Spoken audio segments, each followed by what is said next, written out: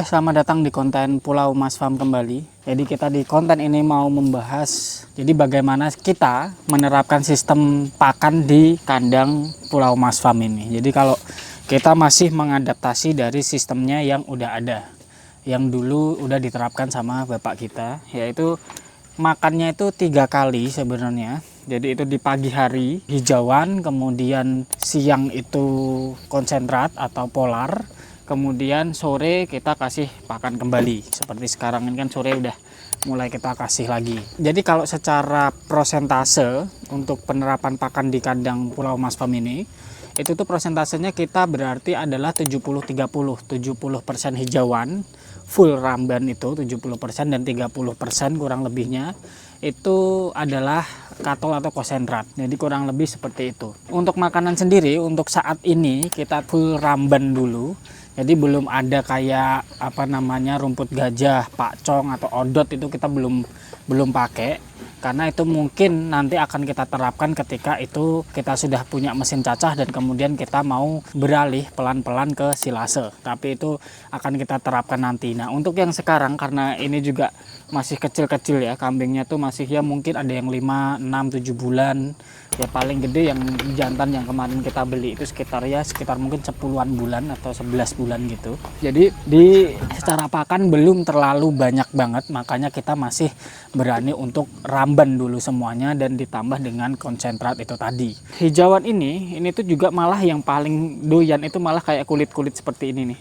Ini malah yang paling doyan, nggak tahu kenapa. Makanya kayaknya kalau misalkan kita nggak sekalian kita cacah, kayaknya malah eman. Harusnya kalau itu dicacah bisa menjadi pakan yang lebih banyak dan juga bisa untuk stoknya itu lebih banyak juga. Cuma untuk sekarang ya kita baru bisanya mampunya seperti ini. Dan itu pun juga kita kalau malam itu kita masih kasih lagi. Jadi ini kan lumayan cukup banyak. Kan masih kita stok cukup banyak. Nanti malam mungkin setelah jam 7 itu kita juga kasih lagi sedikit semuanya biar untuk cemilan malam hari. Jadi ketika tadi yang biasanya 3 kali menjadi mungkin 4 kali ditambah dengan malam hari, karena kita saat ini kan karena ini memang masih kecil-kecil, kita pengen nge-push pertumbuhannya itu biar lebih cepat, biar segera menjadi indukan. Itu dengan cara yaitu pakannya kita tambah untuk yang sekarang ini. Kalau mungkin nanti sudah besar, kita belum tahu apakah sistemnya akan sama atau kita rubah, itu nanti kita akan penyesuaian lagi. Tapi untuk sekarang karena kita masih mencari formula yang paling tepat, jadi kita masih menggunakan formula awal yang emang bapak kita pakai ya, kurang lebih seperti ini. Apalagi untuk ngebusnya, jadi ya itu 4 kali makan itu tadi. Tapi sebelumnya kalau bapak kita tuh cuma 3 kali itu tadi. Terus kita itu pakai macam-macam ya, secara pakan tuh nggak cuma satu daunan itu aja, nggak. Ada Gemelina, terus kemudian ini ada Liricidi, terus ada telo karet. Nah, untuk yang telo karet ini agak tricky ya. Nah, trikinya kenapa? Nah, banyak kayak tetangga-tetangga kita itu yang nggak berani ngasih makan telo karet ini ke hewan ternaknya. Tapi kalau di sini, kalau bapak kita tuh berani-berani aja, asalkan dengan syarat.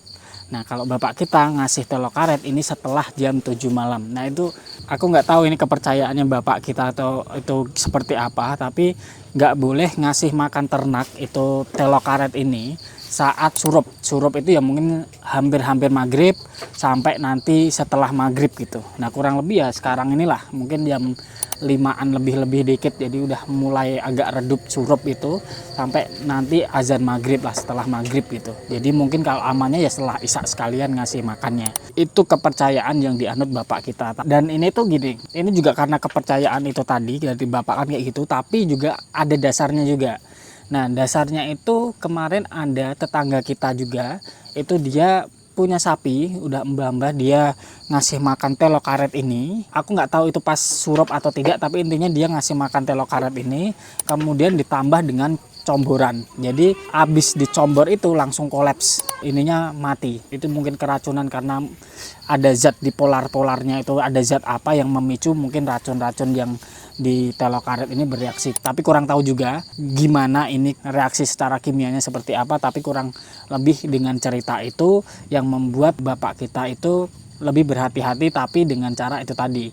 Jadi makanya banyak yang tetangga-tetangga di sini dengan pengalaman itu tadi, banyak yang nggak berani ngasih makan ternaknya dengan telok karet. Tapi sejauh ini bapak kita mempraktekkan itu tadi, kalau ngasih makan malam, jadi nggak yang pas waktu surup itu tadi, aman-aman aja. Jadinya ya sejauh ini masih kita ini. Dan yang pasti ketika ngasih makan ini jangan full ini ya, jangan full telok karet. Yang bagus kalau kasih makan hewan ternak itu tetap harus dicampur-campur, jadi tidak satu jenis aja. Kandungan-kandungan di dalam rumputnya pasti kan macam-macam, berbeda-beda. Mungkin dengan ini ada racun ataupun apa, kemudian ada kandungan lain di daun-daun yang lain, itu bisa menetralkan dan lain-lain. Nah makanya itu sebisa mungkin tetap dicampur-campur dengan yang mungkin protein tinggi, kayak misalkan indigo vera, kemudian liricidi, itu juga cukup tinggi proteinnya. Jadi makanya kita tetap harus menyeimbangkan pakan hijauannya itu seperti apa, tidak boleh satu jenis aja. Kalaupun itu nanti ada odot dan lain-lain, kita ada tambahan, ya kita tetap ada tambahan-tambahan yang lain. Jadi tidak hanya full satu hijauan saja. Oh ya, dan satu lagi, jadi sebenarnya kalau kita itu kan makan secara intinya itu ada 3 kali. Jadi pagi, siang, sama sore. Tapi kita kalau biasanya kan ini biasanya lebih langsung di satu, kasihkan banyak terus habis gitu. Tapi ini kita tuh juga menerapkan metodenya itu juga kadang sedikit-sedikit. Jadi biar makannya itu teratur. Jadi kita misalkan ini kita kasih dulu sedikit sore-sore gini kan. Udah, nanti udah habis semua, terus nanti agak malam mungkin jam tujuan kita kasih lagi dikit lagi. Terus kemudian mungkin malam kalau kita masih mau ngasih, ya nanti masih kita sisakan, kita kasih sedikit lagi, tapi tetap disisakan untuk besok pagi sarapan gitu. Nah ini pun kenapa seperti itu, jadi kita tuh di sini kalau kita langsung biok semua banyak, itu tuh kadang banyak yang dimakan. Jadi kayak cuma rontok, terus kemudian cuma nyisa di bak, terus nggak dimakan, jadi malah sayang. Jadi kalau kita malah jadinya untuk sekarang juga kita kasihnya tuh rutin, tapi sedikit-sedikit itu tadi. Jadi cuma harus kita telateni juga di awal-awal. Oh ya, yang kemudian yang tricky lagi ya. Jadi untuk polar, kenapa kita kok menggunakan polar? Jadi polar itu membuat si ternak-ternak ini tuh menjadi lebih gemuk dan lebih cepat gede. Itu dari pengalaman bapak seperti itu. Dan pas kita beli ini tuh lebih kecil daripada si ini. Ini jadi kemarin tuh lebih kelihatan gede, tapi baru mungkin nggak nyampe 1 bulan ini tuh udah lebih gede dari si ini yang kita beli awal-awal. Karena ya itu tadi komborannya tuh dia lebih dokoh gitu loh, makanya tuh banyak banget, akhirnya ini bisa nyalip si yang kita beli sebelumnya ini. Dan itu pun kita ketika nyombor itu kita nggak full polar, terus kita campur juga dengan dedak padi atau katol lah, bekatol. Nah kalau menurut bapak kita, bekatol itu yang membuat jadi gemuk, ternak itu menjadi gemuk. Nah kalau polar itu membuat nafsu makannya menjadi lebih tinggi. Nah makanya kenapa ini kita berikan tuh juga biar menjadikan ternak kita lebih gemuk dan lebih cepat besar itu tadi. Nah untuk perbandingannya berapa? Berdasarkan bapak itu 2:1. 2:1 itu misalkan 2 ciduk bekatol, 1 ciduk polar. Jadi ini juga untuk menghemat. Nah karena yang bekatol ini juga biasanya tuh kita nggak beli, tapi kita pakai yang hasil dari panenan padi. Kita kan nanam padi itu setiap panen bekatolnya kita simpan untuk kita komboran sapi dan juga kambing ini untuk sekarang. Kalaupun nanti kurang ya mungkin kita akan beli lagi bekatol itu yang tetap kita mix dengan polar itu tadi, dengan sesuai fungsinya masing-masing. Bekatol itu untuk menggemukkan dan polar itu untuk menambah nafsu makan. Dan secara penerapannya biasanya kan rata-rata orang kan bisa komboran tuh airnya banyak banget gitu, kayak menggenang gitu. Tapi kalau di sini itu bapak kita enggak begitu. Jadi dibuat akas, jadi kayak apa ya, masih kasar, bisa dikepal gitu, masih asat gitulah. Nah itu ketika penerapannya kayak gitu, itu tuh ada tujuannya. Nah kalau banyak air nanti tuh si kambing-kambing ini sering banget pipis. Jadi kandangnya tuh menjadi basah semua kan dengan kencingnya itu. Nah untuk mengurangi itu ya itu cuma dikit aja, airnya cuma dikit. Jadi kandangnya menjadi tidak becek dengan kencingnya tidak terlalu banyak. Dan kita tidak memberikan air minum sama sekali. Dan itu sejauh ini tidak masalah bapak kita. Dan airnya bisa diperoleh dari hijauan-hijauan segar. Ini sudah mungkin mumpuni untuk ternak-ternak ini gitu. Jadi udah nggak perlu minum. Sejauh ini penerapannya seperti itu. Jadi kurang lebih sih penerapannya kayak gitu untuk pola sistem makanan di Pulau Mas Farm, dari polar kemudian hijauannya juga kurang lebih kayak gitu. Mungkin nanti teman-teman ada pengalaman yang lain bisa sharing-sharing juga di kolom komentar, mungkin kita bisa mempraktekannya seperti apa. Tapi sejauh ini adalah sistem pakan yang selalu diterapkan bapak kita dan hasilnya cukup bagus di ternak-ternak kita. Tapi nanti juga tidak menutup kemungkinan kita akan eksperimen-eksperimen juga dengan cara-cara lain seperti selase, dan ya mungkin teman-teman ada sharing apa yang bisa kita gunakan untuk sejauh ini, apa untuk kita juga mengembangkan. Karena sejauh ini kan bapak itu kan beternak ya, jadi cuma paling banyak cuma ya paling berapa belas, itu pun ketika butuh uang ya dijual gitu, tapi bukan untuk bisnis. Sedangkan kita ini nanti arahnya kan akan ke bisnis, jadinya ya kita harus membuat sistem pakan itu continue terus gitu kan. Ya nanti kita akan belajar untuk itu, tapi sejauh ini kita menerapkan sistem pakan di Pulau Mas Farm itu seperti ini gitu. Jadi kita tuh di sini ada beberapa kendala soal memberi polar ya atau komboran itu.